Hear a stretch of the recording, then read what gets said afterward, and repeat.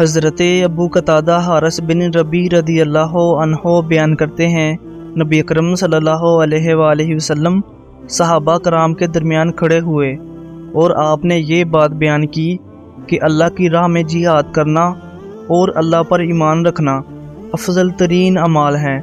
ایک صاحب کھڑے ہوئے اور عرض کی، یا رسول اللہ صلی اللہ علیہ وآلہ وسلم، اگر میں اللہ کی راہ میں شہید ہو جاؤں تو کیا آپ کے خیال میں میرے تمام گناہ معاف ہو جائیں گے؟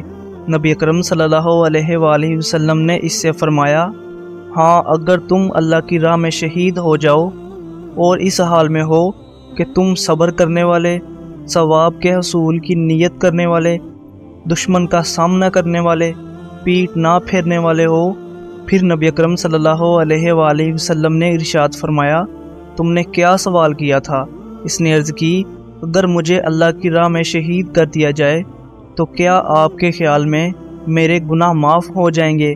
نبی اکرم صلی اللہ علیہ وآلہ وسلم نے فرمایا، ہاں، اگر تم صبر کرنے والے، ثواب کے حصول کی نیت کرنے والے، دشمن کا سامنا کرنے والے، پیٹھ نہ پھیرنے والے ہو تو تمہارے تمام گناہ معاف ہو جائیں گے سوائے قرض کے۔